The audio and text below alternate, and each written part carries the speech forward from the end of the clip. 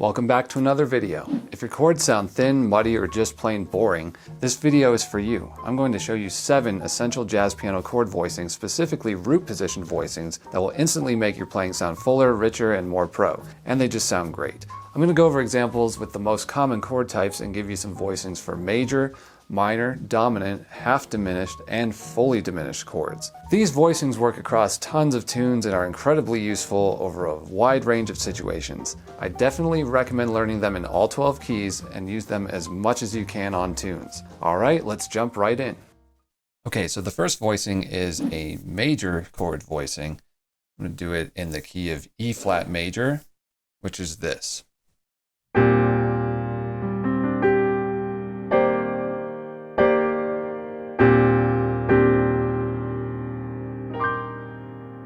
So this is a Bill Evans type of voicing, or at least I've seen him use this. We have the root, the 5th, 3rd, 6 or 13, 7, and the 3rd again.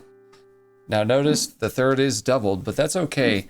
You can double one note, usually if it's not the 5th or really the root. You just don't want to double the root. That will make any voicing much less effective.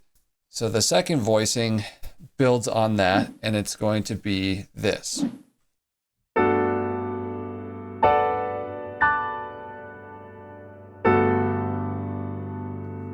So this is G major. We have the 9, the 3rd, the 5th, the 7, and the 9 again.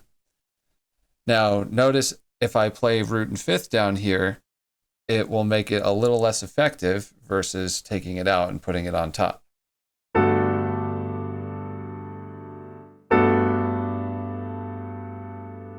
It's a subtle difference, but it's a lot more clear. Now, what if I put the 7 here?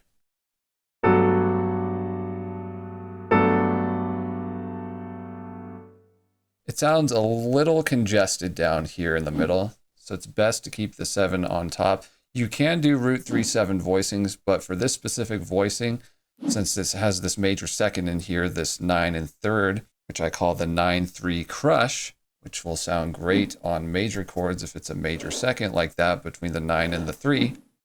That's ideal. That's what you want. So listen to the differences.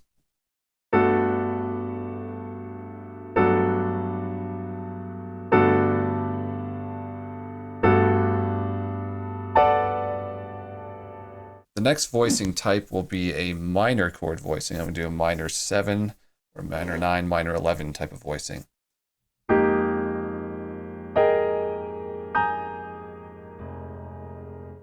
So I'm using an F minor 11 chord here. This is used by Herbie Hancock a lot. You'll find this in some jazz education books. So the voices we have are the 3rd, the 11th, the 7th, and the 9th. So if you were to take an F minor 9 voicing like this,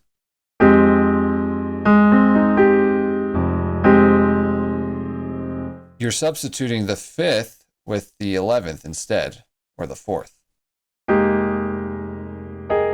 Now, certain keys like this, you'll notice I'm using my thumb as a bridge to play both of those at once. You can do that for certain keys like F or F sharp, but for G minor, it doesn't really work. So you have to either have big hands for that, or you can split it between both hands like this.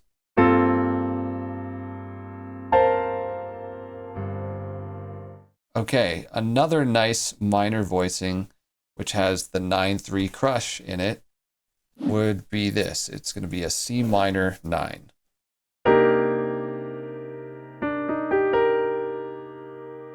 So we are doubling the 7th here, but that's okay. Again, you can double one note, especially if it's an extension. It's going to be fine if you double just one note, maybe 2, but it's generally going to be okay. So notice here we have the 9 and the 3. We have the root, 7, 9, 3rd, 5th, 7 again. That minor second really gives some nice dissonance, and you can also do this. You can substitute the 5th for the 11.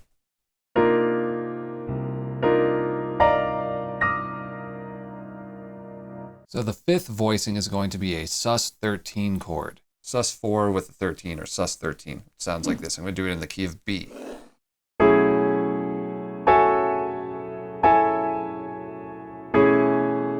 Now, depending on the key, you can use the sus4 itself or the fourth.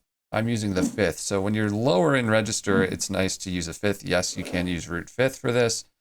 If you're higher up, it's nice to use the fourth instead of the fifth. So that way you get the root, the 11 or the 4, and the 7 like this. Down here, it sounds a little low. It's borderline, but the fifth might sound a bit stronger.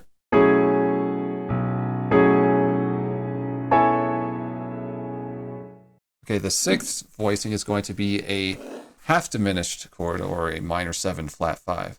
So we're going to spread this one out a little bit because most people know their minor flat 5. We'll do it in the key of C, like so. So that's just root, flat 3, flat 5, flat 7, your standard half-diminished 7th chord in root position. So similar to that minor 9 voicing I did in C minor, we're going to spread it out. But this time we're going to flat the 5 instead of using the normal 5. We're going to put the 9 on top. So you get this.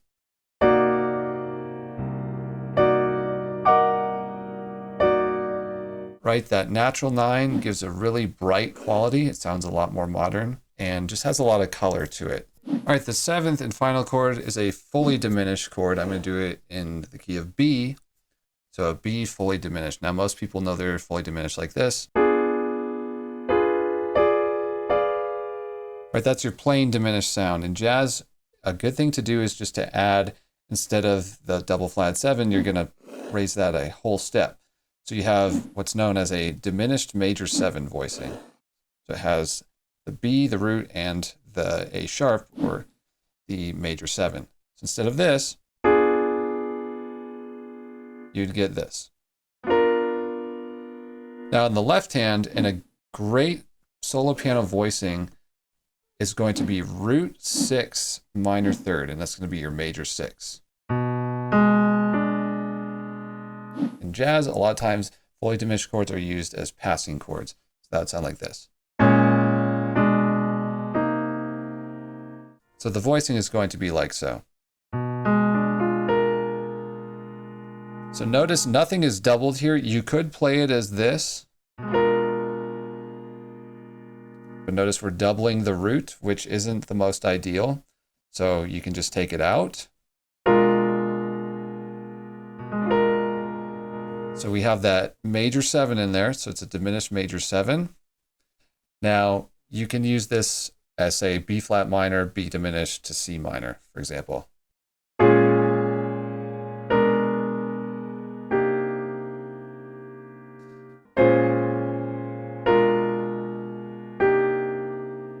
So that had some contrary motion in it, with the bass moving up stepwise and the voice leading on top was moving down or descending.